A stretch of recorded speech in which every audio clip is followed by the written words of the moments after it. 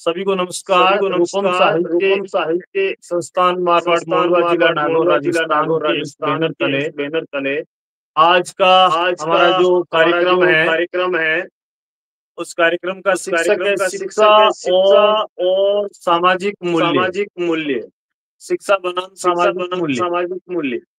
और हमारे साथ जुड़े हुए हैं हरियाणा से श्री राजेंद्र जी देव साहब, जिनका एक लंबा अनुभव है, लंबा रिसर्च है शिक्षा पर, धर्म पर, समाज पर।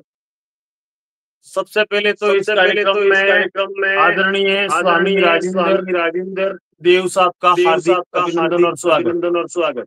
नमस्ते जी, धन्यवाद जी आप सबका जी।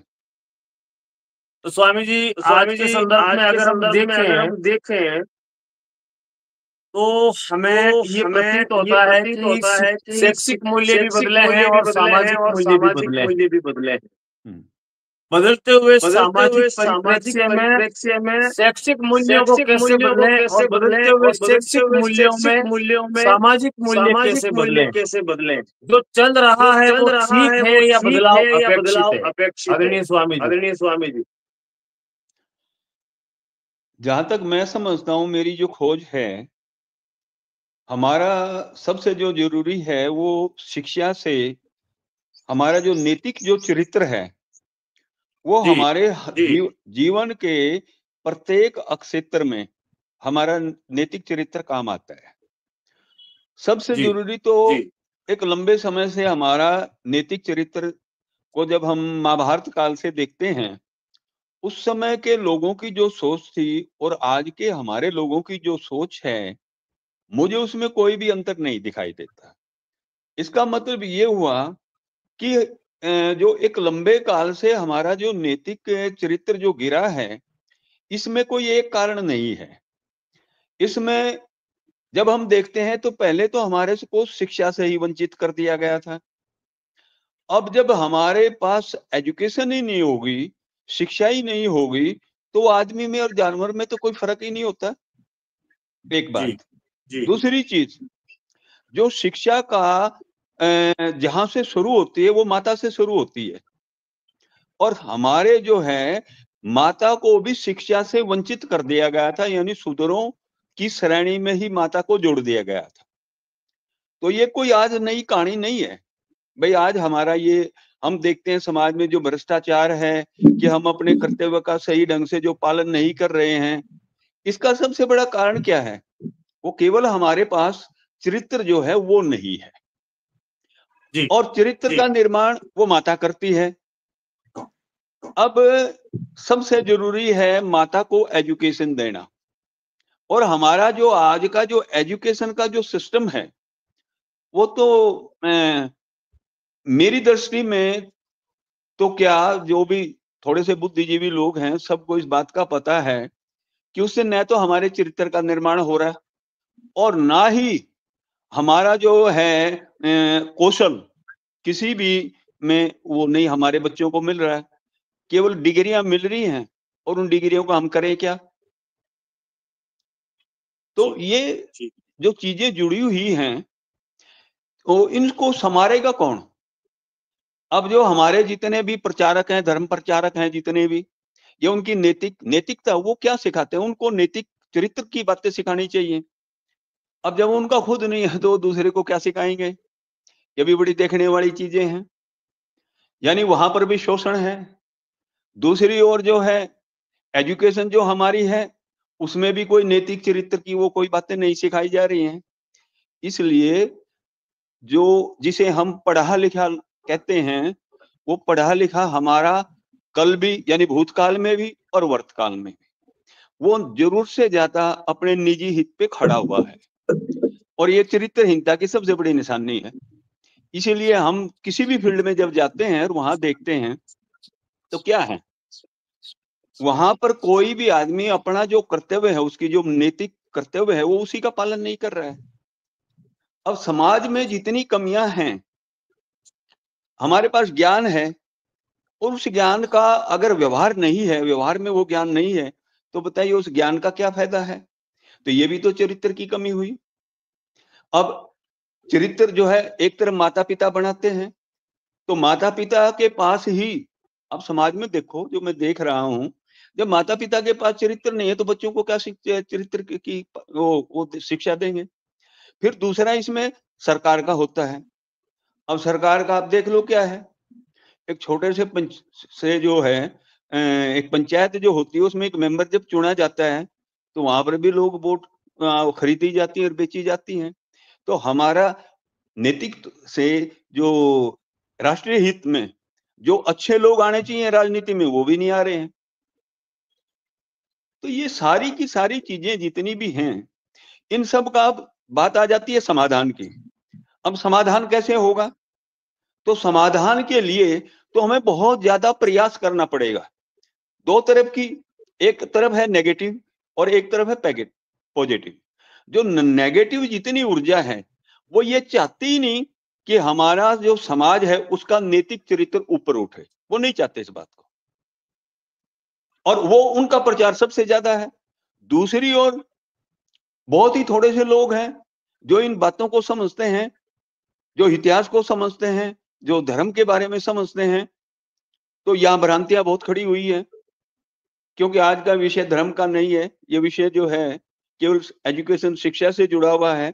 और शिक्षा का सीधा जो है अर्थ जो होता है व्यक्ति का चहुमुखी विकास। अब हमारी इसी चीज को हमारे जो पुराने ऋषि थे उन्होंने 16 संस्कार, हमारे अथर्ववेद में वो 16 संस्कार क्या थे? वो व्यक्ति का चहुमुखी विकास करने की एक पद्धति थी। अब मैं देख रहा हूं कि संस्कारों की तो कहीं बात ही नहीं है, वो प्रौद्योगिकी जो हमारे पास थी वो तो बिल्कुल ही खत्म हो चुकी है। अब वही फिर बात आ जाती है कि भाई इसका निर्माण एक से नहीं हो सकता। इसका निर्माण जो है जब तक हमारी सरकार इस बात को नहीं चाहेगी, और सरकारों ने तो कल भी नहीं चाहा था कि लोगों के पास का नैतिक चरित्र जो है वो अच्छा हो, लोगों का के पास शिक्षा होगी तो उनके पास आत्मसम्मान भी होगा। अगर आत्मसम्मान होगा तो आत्मविश्वास भी होगा। आज हमारे पास न आत्मसम्मान है न आत्मविश्वास है। इसलिए हम जुल्म जो हो रहे हैं, जो हम अपना शोषण करवा रहे हैं, उसी को अपनी बुद्धिमत्ता मानते हैं।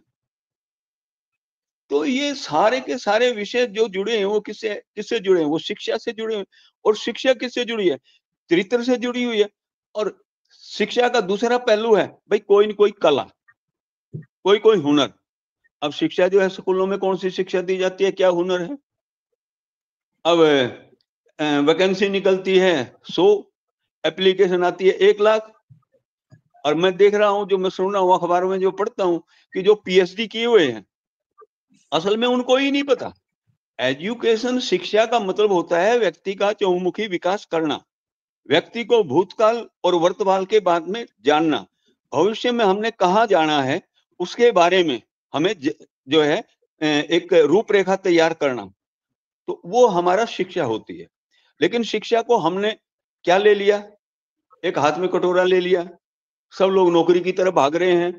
अब सवाल यहाँ खड़ा हुआ है कि क्या कोई भी सरकार इस पूरी दुनिया में आज तक हर व्यक्ति को रोजगार नहीं दे सकती?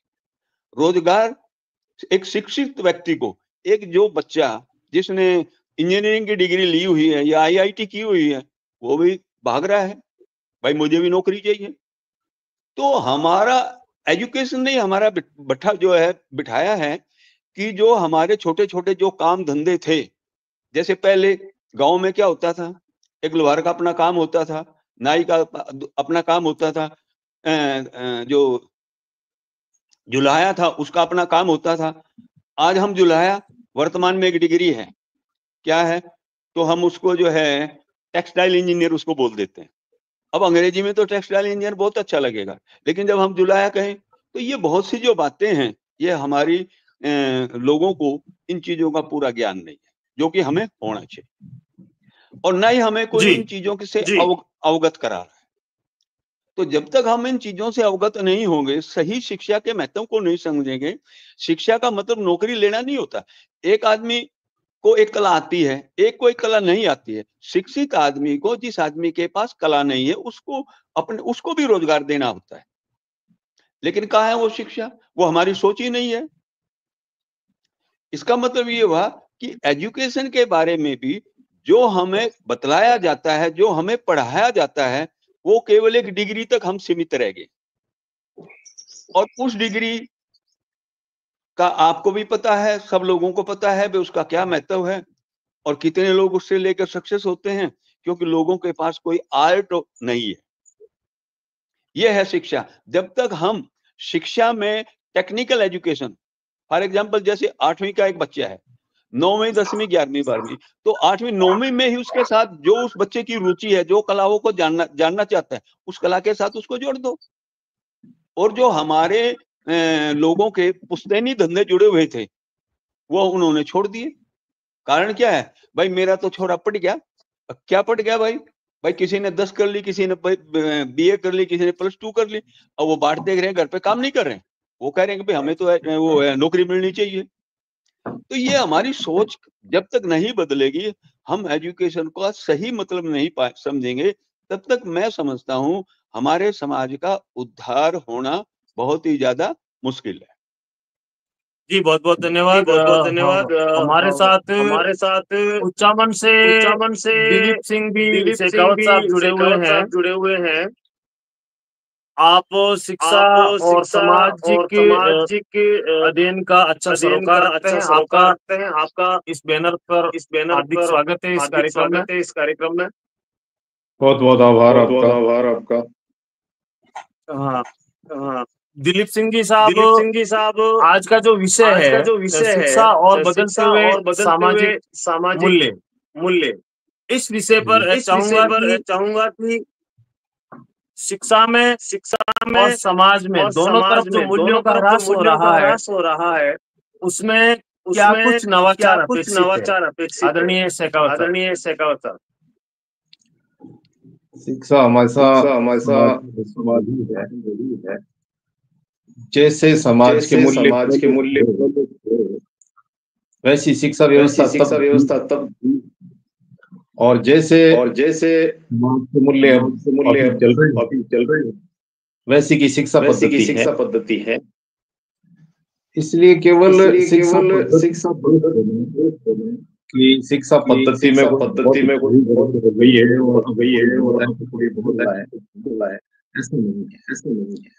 जब हर चीज बदल रही है तो वो की वो थोड़ी रहेगी 8,000 साल पहले थे और हम चाहते थे कि एक बच्चा अपने गुरु के प्रति गुरु के चरण के माध्यम आदरणीय शेखावत जी साहब की आवाज नहीं आ पा रही है। आवाज इको बन रही है। तो इसके लिए मुझे क्या करना चाहिए? और एक बार सर आप लेफ्ट होकर के मैं आपको लेफ्ट कर रहा हूँ, फिर से आप इसको ऐड कर लीजिएगा तो शायद ये इको वाली समस्या सर। मैं एक बार लेफ्ट कर रहा हूँ, फिर से आप कुछ जोड़ते हैं सर।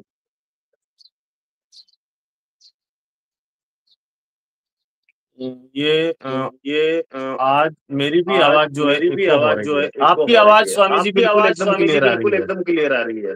अच्छा आपकी आवाज बिल्कुल क्लियर आ रही है और मेरी आवाज मुझे डबल सुनाई दे रही है। नहीं मेरे को बिल्कुल साफ सुनाई दे रही है आपकी। अच्छा।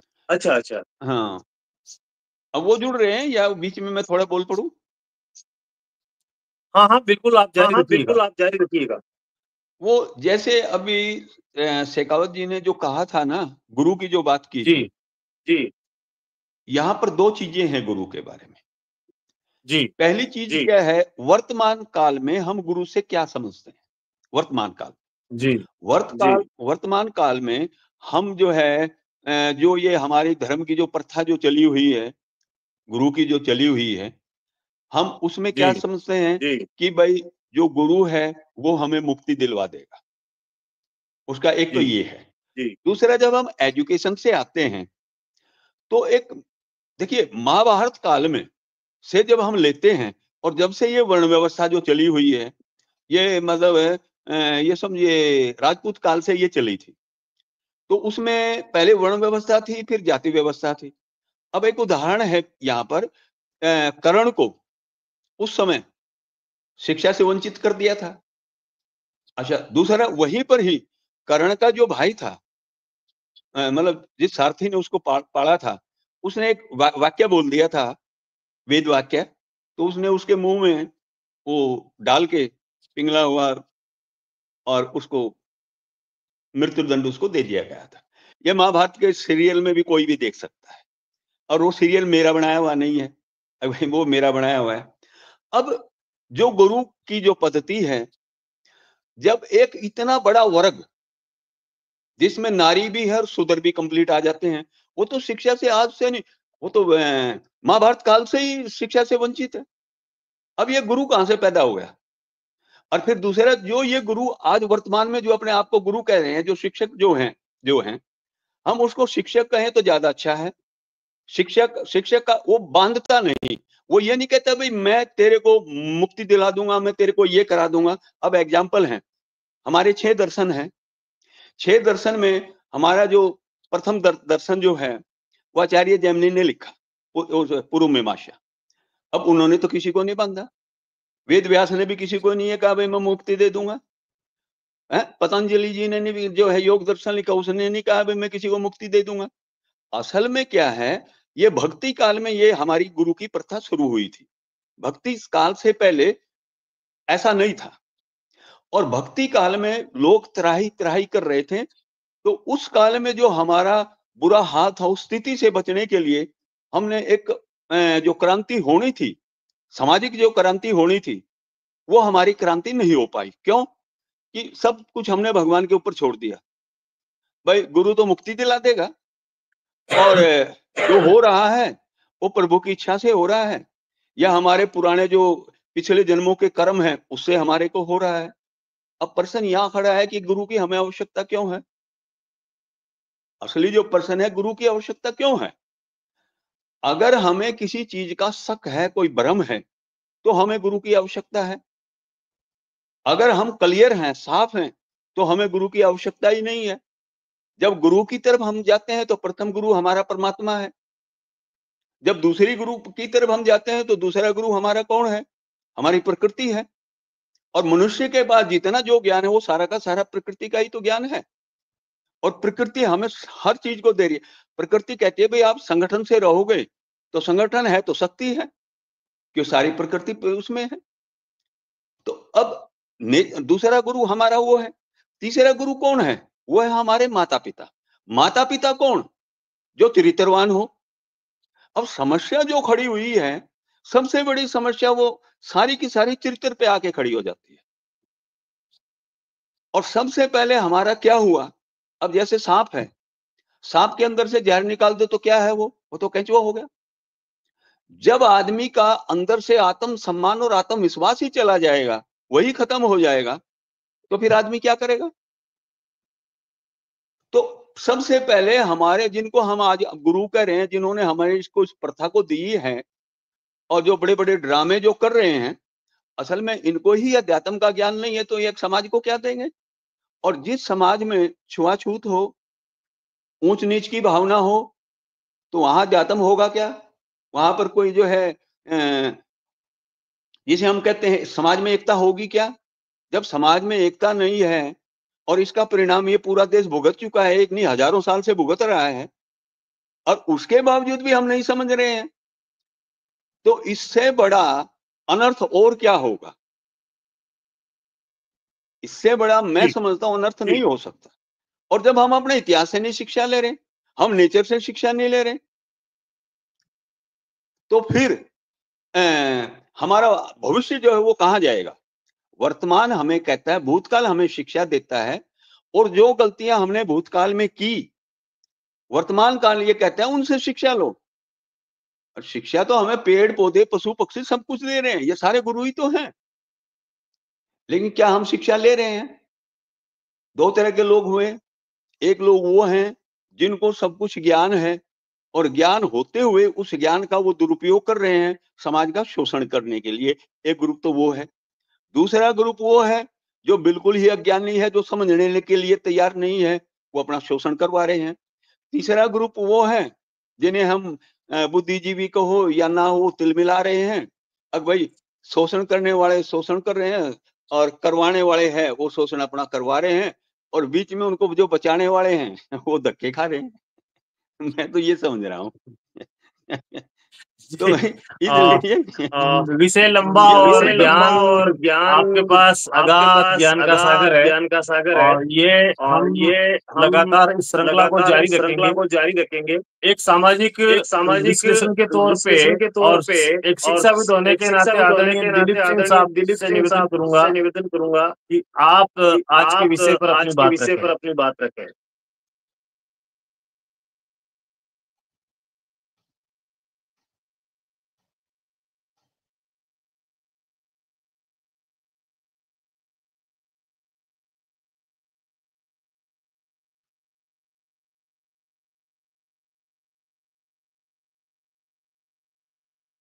हाँ जी, आवाज नहीं आ रही है। दिलीप सिंह सर जी, हाँ बिल्कुल नहीं आ रही है। स्वागत है आपका। आवाज आ रही है सर? हाँ हाँ हाँ, अब भाई आप सभी का नमस्कार। नमस्ते जी, नमस्ते जी। मैं थोड़ा देरी से समझा हूँ। शिक्षा के हमेशा से दो एक प्रकृतिवाद अगर कुछ नहीं करना अपना काम कर रहा है, किसी को बस आओ जिंदगी जियो। बात है शिक्षा को किस उद्देश्य से शुरू किया। मेरे हिसाब से शिक्षा कि व्यक्ति समूह में रह अकेला तो रहता आया था, जानवर भी रहते हैं, लेकिन किसी ने सोचा कि केवल अपने हिसाब से जीवन आजादी कहा जा रहा है, इससे कोई नहीं बढ़ पाएगा। समूह तभी बढ़ पाएगा जब कोई समूह साझा उद्देश्य से रखेगा। वहां से शिक्षा शुरू हुई होगी कि चलो हम सब मिलकर एक ऐसा करना ठीक है। और इसके लिए जिस किसी ने भी कि अगर हम 100 आदमी साथ रहना है तो इतना काम तो सिखाना शुरू किया कि जिससे हम 100 आदमी एक साथ रह सकें, एक साथ रह सकें। इसलिए कुछ नियम कानून होंगे, अभी हम ये काम कर पाएंगे। इसने उनको सिखाना शुरू किया। जिसने सिखाना शुरू किया गुरु कहलाए। अब जिनसे उसने अपने हिसाब से कोई उद्देश्य तय किए कि अपना एक समाज बन जाए। कालांतर में वो सामाजिक मूल्यों के अनुरूप शिक्षा है। जैसे समाज के मूल्य थे, समाज की जब आवश्यकता थी कि सत्यता सिखानी है, कोई किसी को मारे न करें, परेशान न करें, अपने भोजन के लिए दूसरे ऐसी थी। उन्होंने इस प्रकार की शिक्षाएं शुरू की। तो सामाजिक मूल्यों के अनुरूप थी। सुनते हैं हम कि भाई राक्षस लोग तो विश्वामित्र जी आए सामाजिक वो शिक्षा चलती है। मेरे कहने का जैसे सामाजिक मूल्य अपने आप विकसित होती चली जाती है। बदलना शिक्षा पद्धति बदलना है सामाजिक मूल्य। अगर आपको गड़बड़ लग रहे हैं गलत है, उसको बदलोगे तो अपने आप बदलनी पड़ेगी। जो भी चला रहे हैं उनको वो बदलनी ही पड़ेगी। अब समाज तो रहा है कि जिसके पास पैसा है ताकतवर है, और शिक्षा पद्धति के कुछ नहीं होता है। पैसा क्या है? पैसा तो आना है। सबसे बड़ी चीज है। आप सबसे बोलो कोई अन्याय का काम न करो। एक बालक जो सीखने वो शिक्षा पद्धति में और उसको मेल नहीं लग रहा है अभी। हम चाहे कितनी ही आदत की बात करें, बच्चा वो सीखेगा जो उसको दिखता है कि अच्छी प्रतिष्ठित है। हमारे सिखाने से हमें केवल एक भाषा है कि it is not teacher who teaches student who learns है अंग्रेजी की। बच्चा वो सीखेगा उसको आवश्यकता है। हमें सब कुछ मिलाकर ये करना है समाज के मूल्यों को आदर्शवाद पर धीरे बदल गए और जैसे बदल शिक्षा पद्धति बहुत ज्यादा नहीं बदली है। पहले गुरु के आश्रम थे गुरु के आश्रम पढ़ते थे। और अब भी मैं आपको एक कहना चाहता हूँ, पुराने जमाने में भी लोग शिक्षित हुआ करते थे, 80% कोई लेना नहीं। और आज भी 20% लोग तो बहुत अच्छे शिक्षित हैं जो आप पढ़ रहे हैं, बड़ी कॉलेज में पढ़ रहे हैं, जहाँ के बच्चे बिल्कुल आज भी बहुत सिंसियर है। आप उनको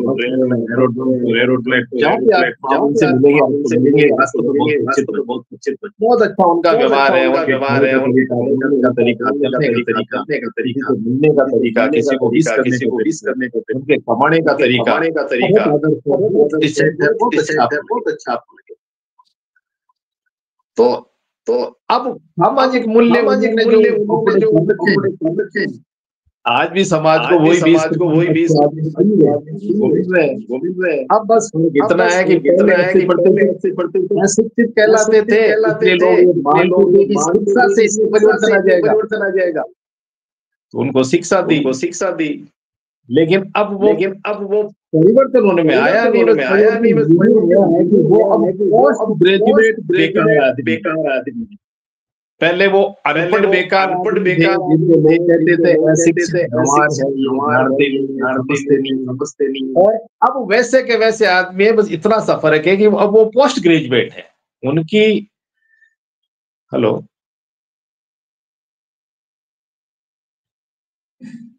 जी आवाज आ रही है आपकी? हाँ जी।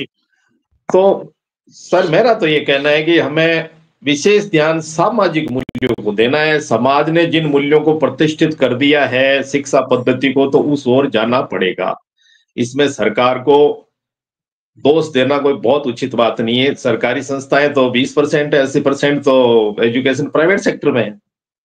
तो अगर केवल सरकार की गलती होती तो जो प्राइवेट सेक्टर है वो तो बढ़िया एजुकेशन देते ना।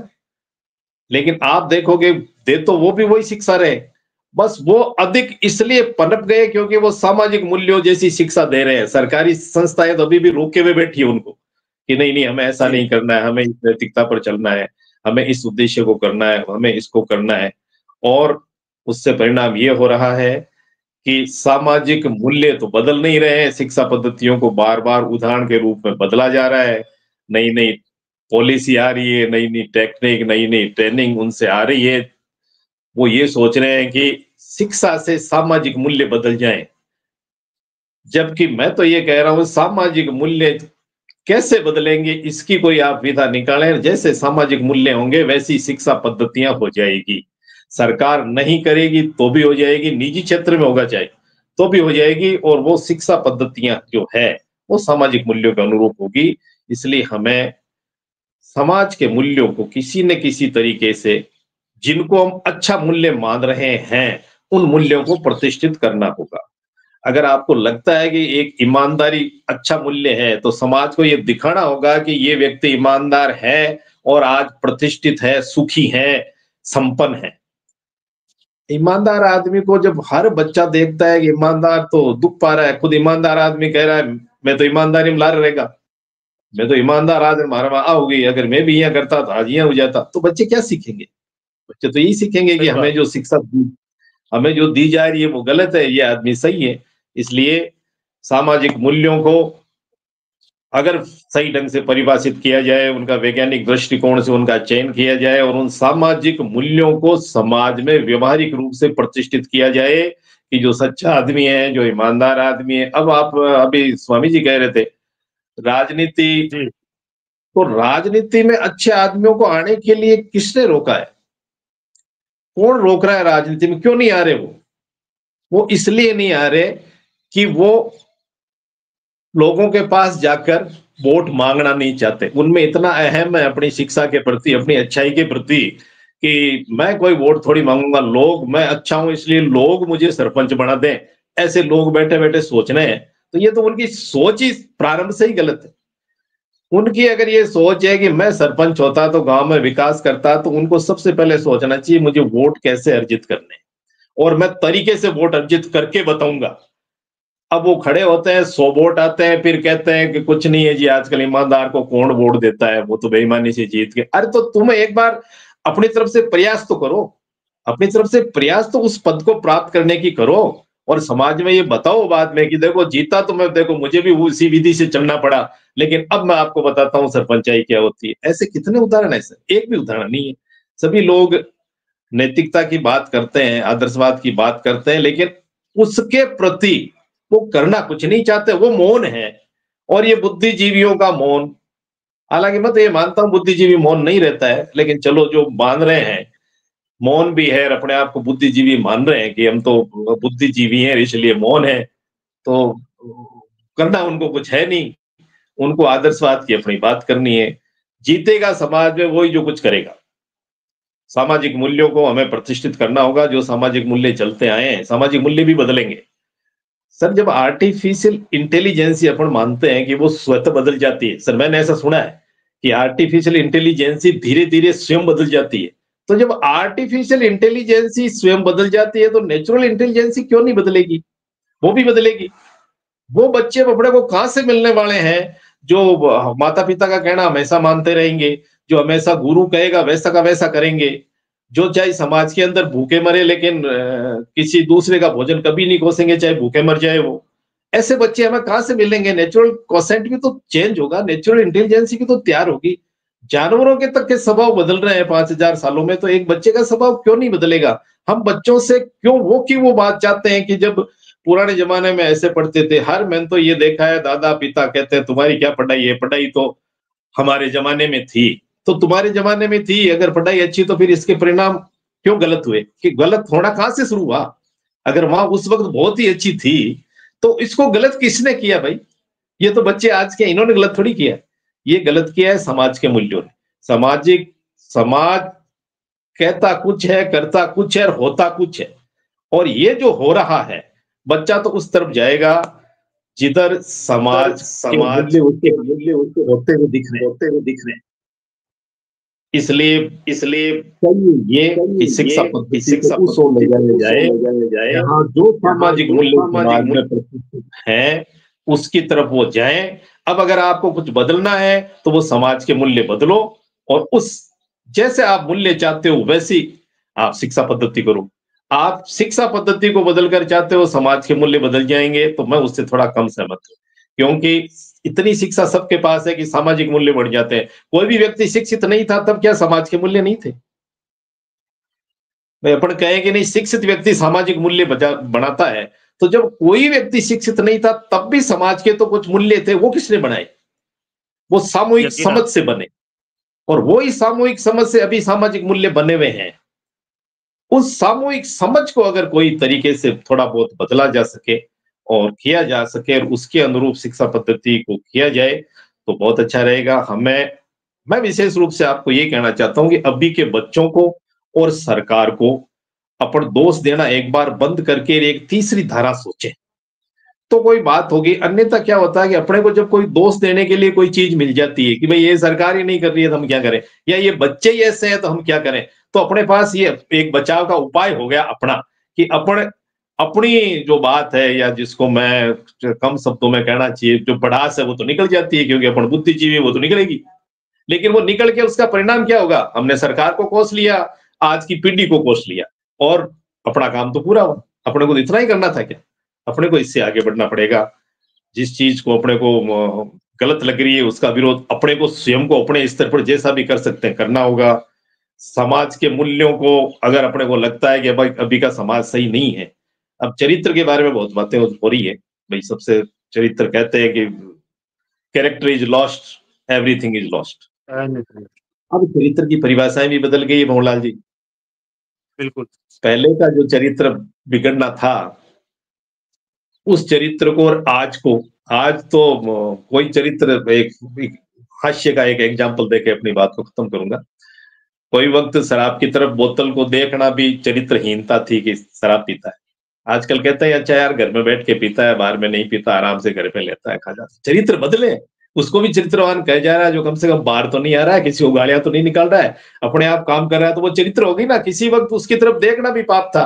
आज अगर आप घर पे बैठ के आराम से ले रहे हो तो लोग कहते नहीं बहुत अच्छी बात है। तो चरित्र भी बदले हैं। लड़की का किसी लड़के से एकांत में मिलना बहुत बड़ा पाप माना जाता था, आज उसको कोई पाप नहीं मान रहे। वो कोई आगे उनके कोई संबंध बढ़ जाते हैं उसको पाप माना जा रहा है, मिलने को कोई पाप नहीं माना जा रहा है। आने वाले समय में हो सकता है कि अन्य संबंधों को भी पाप न माना जाए, उसको भी एक नेचुरल थिंग मान ली जाए। ये तो चरित्र की भी परिभाषाएं बार बार बदलेगी, सामाजिक मूल्य भी बदलेंगे और शिक्षा पद्धतियां सामाजिक मूल्यों के अनुरूप चलेगी। आप चाहे बच्चे को कुछ भी सिखाए, सीखेगा वो जो वो समाज में देख रहा है। और मैं कोई ज्यादा इस शिक्षा में जानता नहीं हूँ, मैं आपकी बात सुनकर अपनी ये बात कह रहा हूँ। धन्यवाद जी। आपने सामाजिक बदलाव के अनुसार शिक्षा में बदलाव को करने की एक बात कही है कि समाज जो है वो जैसा चाहेगा वैसा अपने आप बन जाएगा। स्वामी जी से निवेदन करूंगा कि शेखावत साहब की बात को कम समय में समाप्त करते हुए आज के इस सेशन को समापन दें। पहली चीज जो है, शिक्षा के दो पहलू होते हैं, एक उसका नकारात्मक है, दूसरा उसका सकारात्मक है। नकारात्मक पहलू में व्यक्ति अपना शोषण करवाएगा, सकारात्मक पहलू में व्यक्ति का चहुमुखी विकास होगा। जब व्यक्ति का होगा तो परिवार का होगा, समाज का होगा, राष्ट्र का होगा। रही बात चरित्र की, चरित्र जो है उसका यौन से संबंध नहीं है, सद्गुणों से युक्त। सद्गुणों में सारी बातें आ जाती हैं, कोई एक नहीं। तो जो व्यक्ति सद्गुणों से युक्त है वो चरित्रवान है। जहां यौन की बात आती है, ये तो बाई नेचर है। आदमी जब पैदा होता है, मतलब कोई भी जानवर, तो उसकी तीन मूलभूत आवश्यकताएं होती हैं। नंबर एक काम। तो काम के दो अर्थ होते हैं। एक मेन जो काम का अर्थ होता है वो होता है क्रिएशन। तो जो क्रिएशन करने वाले को क्या कहेंगे? क्रिएटर। जो व्यक्ति क्रिएटर है वो क्रिएशन किससे करेगा? वो सद्गुणों से करेगा। अगर तो सद्गुण वो व्यक्ति में सबसे ज्यादा जरूरी है। वो किससे आएंगे? सद्गुण किससे आएंगे? क्योंकि आदमी मूल रूप से वो भी एक जानवर है, इसको सोशल एनिमल जानवर है। जब हम किसी से किसी का मुकाबला करते हैं, कहते हैं भाई ये तो गधे जैसा है, ये शेर जैसा है, ये कुत्ते जैसा है, तो आदमी का मुकाबला किससे किया? वो जानवर से किया। जानवर से क्यों किया? तो जिस व्यक्ति में जैसे गुण है वैसे ही जानवर से उसका मुकाबला किया जाता है। तो चरित्र जो है वो पैदा किया जाता है, क्रिएशन होती है उसकी। किससे होगी? उसका जो फैक्टर है, नंबर एक माँ बाप। पहला, माँ प्रथम गुरु है जो उसको शिक्षा देती है, उसको चरित्रवान बनाती है। नंबर दो, सरकार। कि आज व्यक्ति की जब मूलभूत इच्छाएं पूरी नहीं होंगी तो वो व्यक्ति चरित्रवान कैसे रहेगा? तो क्रिएशन दो तरह का है। एक तो भौतिक, जो हम अच्छे काम करते हैं समाज के लिए, जो दूसरे शब्दों में कि अपने कर्तव्य की पालना करने को, ये इससे क्रिएशन होगा। दूसरा, यौन की जब बात आ जाती है तो वहां पर इच्छित संतान को जन्म देना, तो वो भी क्रिएशन है। लेकिन आज के जमाने में ये हमारी कला थी, ये हमारी, अगर आप पढ़ें, जब समय आप अथर्ववेद को पढ़ेंगे वहां संस्कार के साथ ये भी है। पहला संस्कार क्या है? उसमें कहा जाता है, बोल भारिया तुझे पुत्र चाहिए या पुत्री, मतलब वह इच्छित संतान। हमारे पास ज्ञान था, लेकिन वो ज्ञान हमारा धीरे धीरे उसकी खोज रही नहीं, और हमने केवल इसको, ये जो अध्यात्म हम शब्द का जो प्रयोग कर रहे हैं, ये केवल शोषण के लिए और कुछ नहीं, शोषण की दुकान है, बाकी इससे ज्यादा कुछ नहीं। अब समस्या एक आदमी नहीं कर सकता, इसके लिए एक सामूहिक रूप से संगठन हो, सरकार का पूरा पूरा सहयोग हो। जब तक सरकार नहीं चाहेगी तब तक हमारा नैतिक चरित्र जो है वो नहीं आगे आ सकता। एक आदमी नौकरी करता है, मैं बहुत अच्छे अच्छे सीनियर ऑफिसरों से मिला, उनको देखा, उनकी मैंने बातें सुनी, तो उनके पास जो है सब कुछ है। आज इस देश में जितना भी करप्शन है, भ्रष्टाचार है, वो सब पढ़े लिखे लोग कर रहे हैं, अनपढ़ कोई नहीं कर रहा। पहले भी जो ये व्यवस्थाएं बिगड़ी हैं, वो भी पढ़े लिखे लोग थे, वो अनपढ़ नहीं थे। तो बेसिक ज्ञान तो जानवर को भी है, उसको भी पता है तुझे भोजन, उसको भोजन की भी जरूरत है, सुरक्षा की भी जरूरत है। जो गणराज्य, जो गण की बात आपने की, वो तो समाज जो है पहले गण में था, फिर गांव में आया, फिर जो है ये व्यवस्थाएं चली, तो उसका क्यों है संगठन? हम गांव में क्यों रहते हैं? वो संगठन के लिए, ताकि हम सुरक्षित रहें, सुरक्षा की भावना है वहां पर। तो ये हमारा, बहुत सी शिक्षा तो जानवर को भी है। आज विज्ञान ने सिद्ध कर दिया है, एक मादा अपने बच्चे को गर्भ अवस्था में ही वो ज्ञान दे देती है जो उसको उसके लिए जरूरी होता है। एक जानवर बीमार होता है, कुत्ता बीमार होता है, भाग के घास खा के आता है, वो कैसे खा के आएगा? क्योंकि उसको पता होता है, उस बीमारी के लिए काम आए। इसका मतलब ये है कि बेसिक ज्ञान तो हर किसी को है, लेकिन आदमी का जब हम सोशल की बात करते हैं तो सोशलनेस में क्या होता है कि हम मिलके, मतलब एक रोटी है तो उसको बांट के खाएं। अब हमारा क्या है, आपको भी पता है, डिवाइड एंड रूल है। तो क्या इसे आप चरित्र कहेंगे? क्या आप इसे अध्यात्म कहेंगे? इसको सिखा कौन रहा है? इसको गुरु ही तो सिखा रहा है, कोई दूसरा थोड़ा इसको सिखा रहा है। जब हमारी शिक्षा पॉजिटिव होगी, अब वो नेगेटिव है, जब पॉजिटिव होगी तो पूरे समाज का चरित्र सुधर जाएगा। तो यहाँ पर ये दोनों नेगेटिव और पॉजिटिव दोनों बिंदुओं पे सोचना। जब चरित्र की बात आती है तो माता पिता उसको फर्स्ट, सेकंड कौन है? जहाँ जिस माहौल में बच्चा रहता है, पलता है, क्योंकि बच्चे पे जो वो सीखता है तो सीखने का उसके दिमाग के उस पर असर पड़ता है।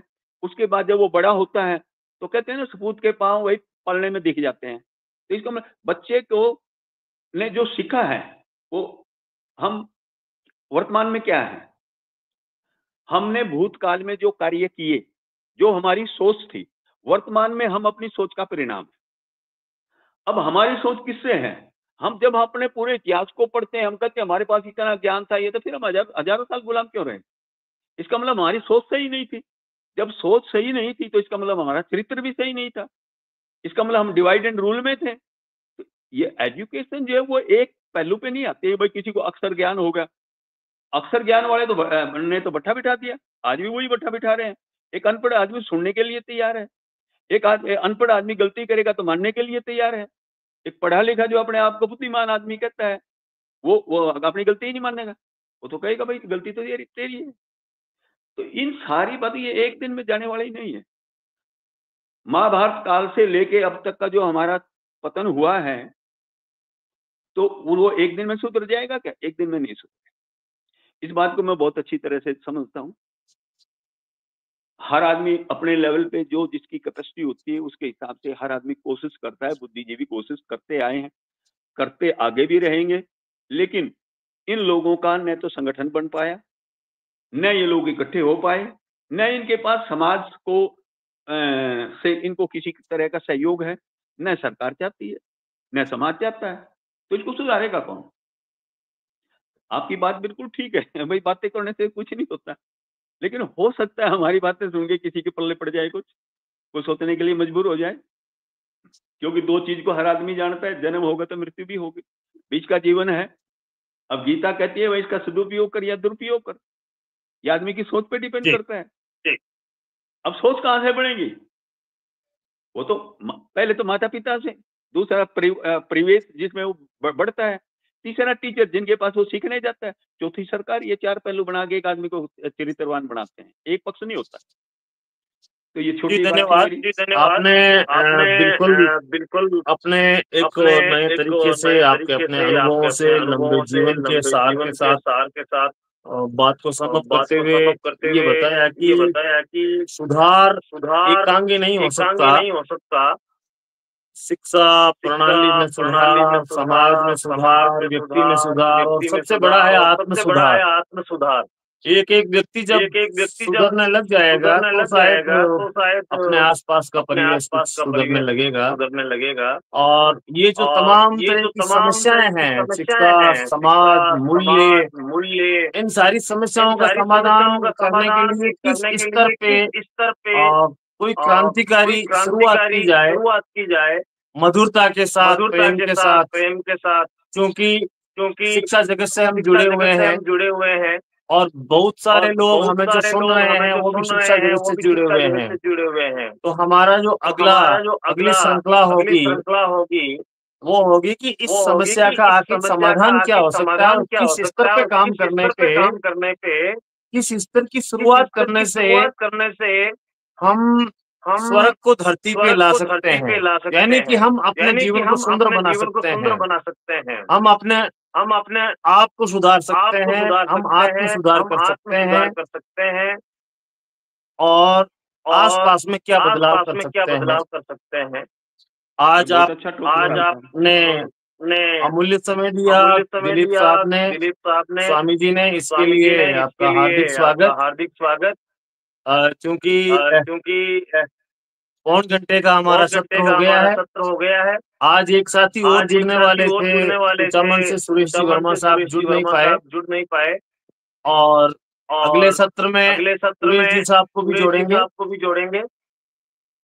और हमारी जो ये परिचर्चा है, जैसा कि स्वामी जी ने कहा कि अगर सही मनोदशा हो और एक परापश्यंती मध्यमा वेखनी के अनुसार कोई भीतर से गहरी बात निकल जाए आप जैसे महापुरुषों के मुखारविंद से और उचित मनोदशा पर वो वाक्य असर कर जाए तो उचित आबो हवा और वातावरण आने पर निश्चित रूप से वो विचार जो है फल के रूप में परिणत होगा।